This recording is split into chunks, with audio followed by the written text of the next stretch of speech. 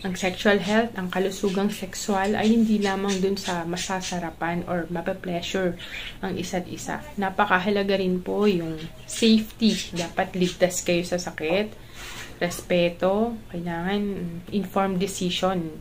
Hindi pwede yung parang pipilitin mo ang isang tao kung na makipag-sex kung ayaw naman. And syempre, mahalaga yung consent. Kung pakikipagtalik gamit po ang bibig, safe ba? So, yan po yung tanong ng isa ko pong subscriber. Okay? Ang sabi po niya, kung safe daw po ba, kung araw-araw gawin.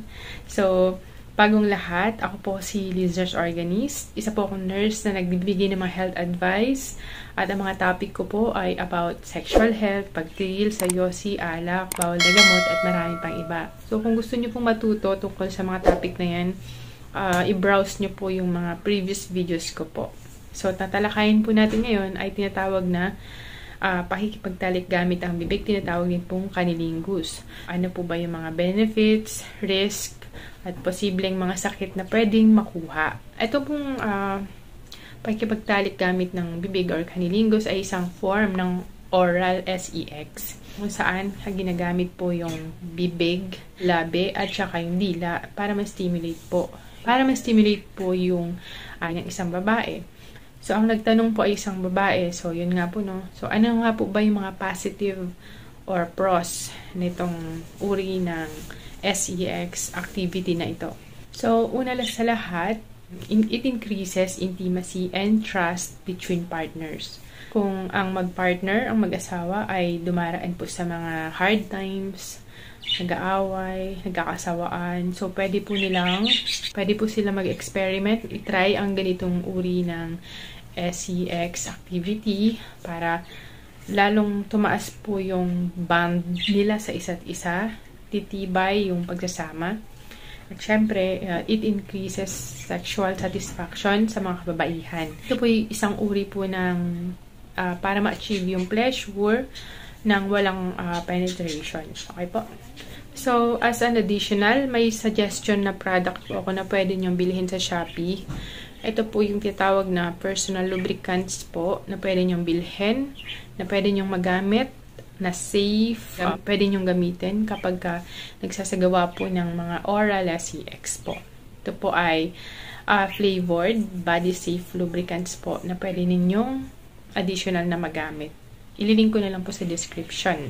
Next, ang oral sex po, ito naman po yung mga risk, panganib, mga consequences.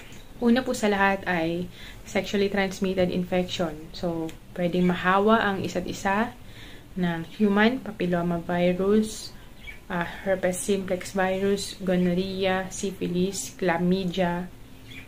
Ayun. So, hindi siya safe. So, napakahalaga po na kahit na kayong mag-partner, mag-asawa ay kahit wala kayong nakikitang any source, any symptoms, tandaan po ninyo ang sexually transmitted infection ay naipapasa, posible pa rin sa pamamagitan po ng pakikipag-contact ng gamit po ang bibig. I don't recommend sex between unmarried couples.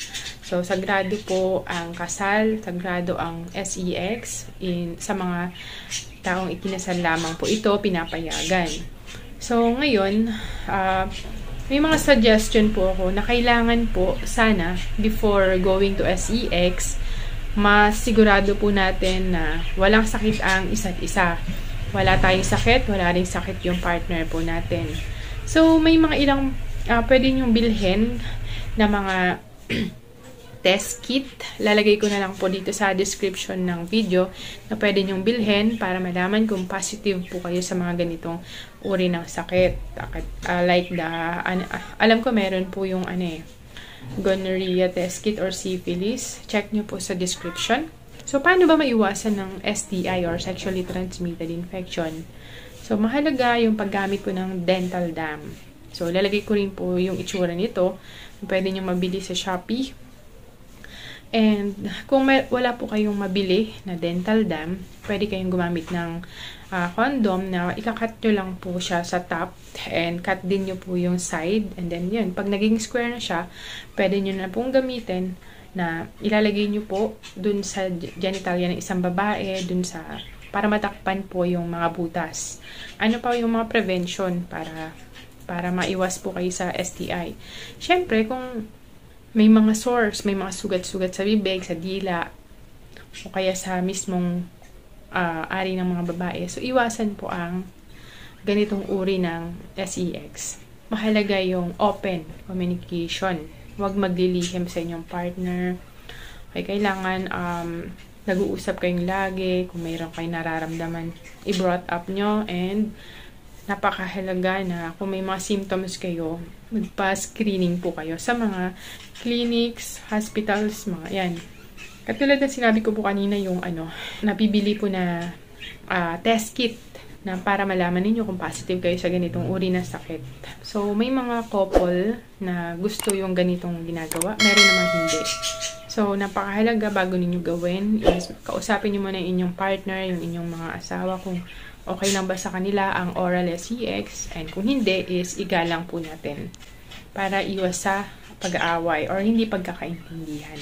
At andahan po natin, ang sexual health, ang kalusugang sexual ay hindi lamang dun sa masasarapan or mapapleasure ang isa't isa. Napakahalaga rin po yung safety. Dapat ligtas kayo sa sakit, respeto, kailangan informed decision. Hindi pwede yung parang pipilitin mo ang isang tao na makipag-SEX kung ayaw naman. And syempre, mahalaga yung consent. Kung gusto ba ng partner nyo yung SEX na oral or hindi. Kung ayaw is respeto po natin. So, kung naging helpful po ang video na to, please po, paki-like naman po ito mga kaliz. Subscribe and click nyo po yung bell icon para po magkaroon po tayo ng knowledge about health. Sana po paki-share din po ang mga videos ko kung ito po ay may natutunan po kayo. And syempre, mga ka-listeners, kung gusto nyo po na magpaabot po ng support, pwede po kayong bigay ng mga super chats, pwede rin po kayong mag-join sa aking channel. And thank you so much and see you on my next video po.